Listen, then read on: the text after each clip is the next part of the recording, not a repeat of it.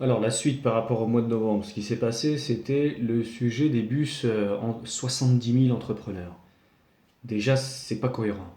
On est tellement nombreux sur Paris en tant que chauffeurs. Hier soir, on regardait encore, il y en a 5, 6 par rue, quoi. C'est déjà incroyable. Et ils espèrent nous faire gober qu'ils vont encore créer 70 000 emplois. J'ai envie de dire, ils devraient dire plutôt on va créer 300 000 chauffeurs dans Paris. Ils peuvent, puisqu'ils ne financent rien de leur poche. Donc ils peuvent dire aussi on va créer 400 000 véhicules dans Paris. Il n'y a pas de souci. Euh, Ce qui s'est passé, c'est qu'on n'a pas beaucoup communiqué pour pas y aller en masse. Ça ne servait absolument à rien d'y aller à plusieurs. Il fallait juste des petites équipes de chauffeurs. C'était largement suffisant. Premier jour, Saint-Ouen-l'Aumône, flop total pour les plateformes et pour Uber.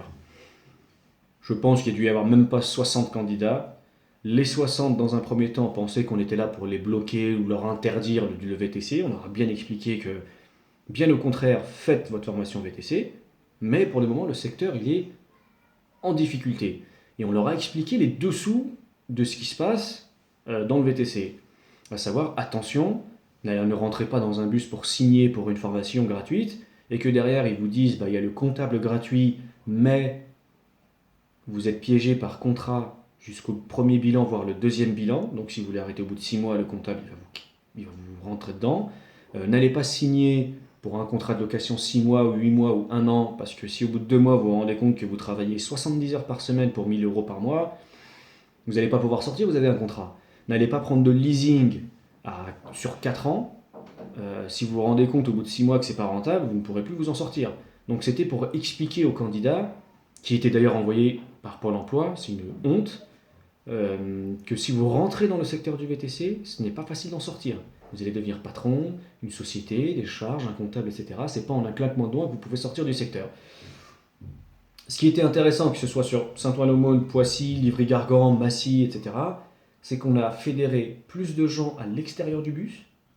On les a fait sortir de la file d'attente. On leur a dit, mais allez vous renseigner quand même, mais nous, on va vous expliquer ce qui se passe. On est les premiers ubérisés. Les médias ne nous donnent pas la parole. Les sujets sur l'ubérisation, pourtant, nous sommes des experts. Ben, on ne nous invite pas, on nous invite des gens qui parlent en général de l'ubérisation, c'est magnifique, alors qu'ils ne comprennent rien du tout. Il y a une différence entre numérisation, digitalisation, c'est une bonne chose, mais l'ubérisation, le mot en lui-même, c'est forcément péjoratif. Parce que ce sont des intermédiaires, finalement, qui encouragent via des primes et des salaires horaires, etc., tout plein de gens à rentrer dans un secteur. Et dès qu'ils ont suffisamment de nombre sur place, dans le secteur, là, ils cassent les prix et ils font ce qu'ils veulent. Pourquoi? Parce que l'intermédiaire, qui devient la référence, qui devient incontournable, fait sa loi après. Donc c'est ça, l'ubérisation, c'est utiliser le numérique à des fins ultra-capitalistes, libérales et sauvages, finalement. C'est là où nous, on est tombé dans le panneau et on en souffre encore actuellement. Donc voilà, Uber, votre projet 70 000 entrepreneurs est tombé à l'eau, c'est vraiment pourri. Très peu de gens sont venus vous rencontrer et vous voir.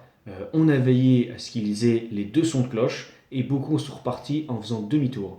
Pour la première fois depuis que vous êtes sur le territoire français, sur le sol français, vous avez du mal à protéger et à défendre votre système économique pourri finalement.